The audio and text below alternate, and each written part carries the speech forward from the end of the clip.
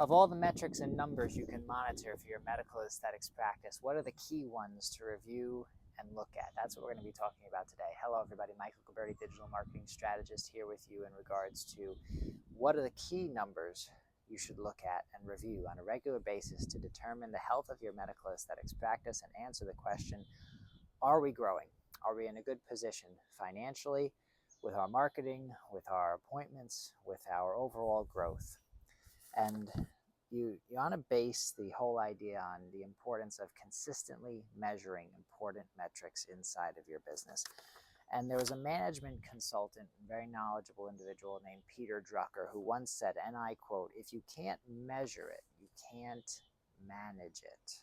So if you can't measure it, you can't manage it. So that's why you have to measure these key metrics to identify what is happening in your practice. Are we up? Are we down? Are we same as last year?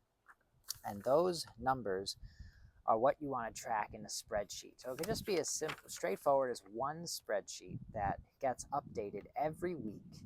And you say, well, what do we update inside of this spreadsheet?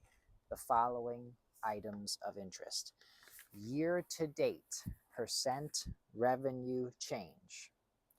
So that means, are we up 1%? Are we down 2%? Are we up 3%? Are we down 4%? Up 5%, down 6%, as compared to this time last year? Year to date percent revenue change.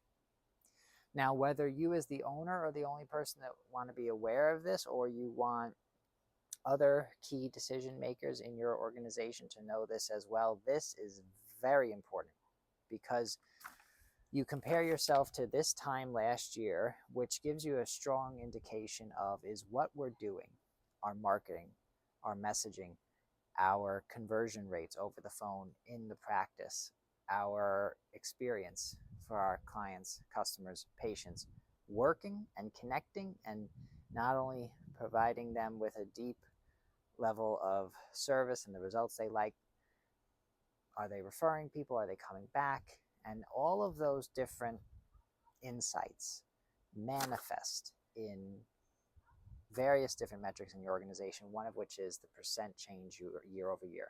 Are we up 2, down 3, up 1, down 4? That gives you a great baseline to answer the question, are we growing? Are we the same?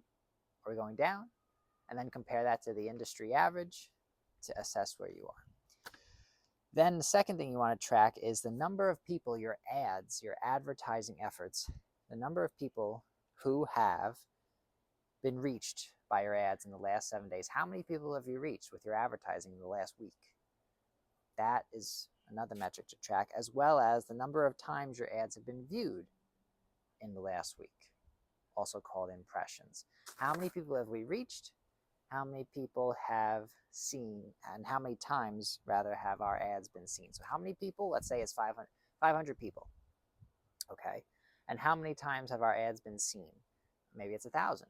Maybe those 500 people saw our ads on average 2 times. So 500 times 2 is 1,000. How many people have we reached, and how many times have the ads been seen in the last week? Because it gives you recent indications of how your marketing is reaching into your group of potential clients, customers, patients. And then your total website visits in the last 7 days. So keeping it, when it comes to these recent metrics, to the last 7 days, with the exception so far of what we've talked about. Year to date is not last 7 days. Year to date is from the start of the year to today's date, compared to the start of last year to this date last year. But how many people have we reached? How many times have our ads been seen?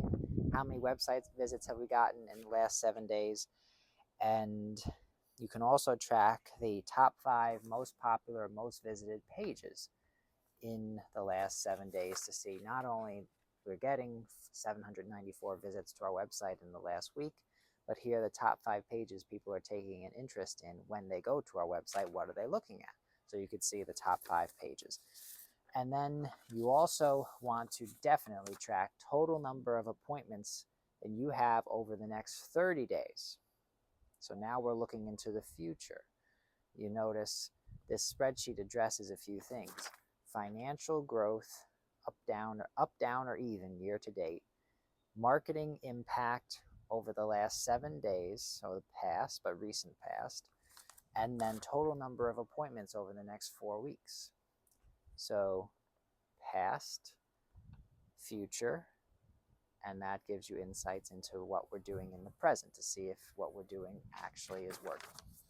And then total number of consultations in the next 4 weeks. So we have the total number of appointments, let's say it's 534. And then total number of consultations is 47. Because it gives you an indication as to new blood in the practice, whether those 47 are all new people or they're partially some people who were customers of yours who haven't been in a while but are coming back in.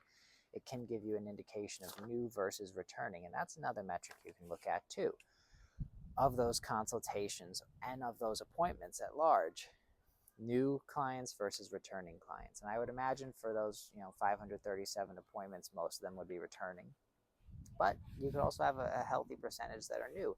And I bet a lot of those consultations, at least more than half of them, tend to be new people. So those are key numbers to monitor inside of your success spreadsheet. It's a tool that can keep you on track, can answer important questions like, are we growing? Are we up, down, or even compared to last year? What have our marketing efforts been doing in the last week? How is that translated into the number of appointments we're looking at over the next 30 days? Past, present, and future in one spreadsheet with the numbers and data to back it up. That's the purpose and the point of the success spreadsheet that I implement for my clients. And if you want something like that implemented for your company so you can answer questions like the ones you've heard about today, then feel free to go to michaelgilberti.com/schedule, where we can schedule a call to see if we would be a good fit to work together. Thank you for taking the time to watch this video. I look forward to hearing about how you implement these strategies, tactics, and your own spreadsheet in your organization, and have an excellent day.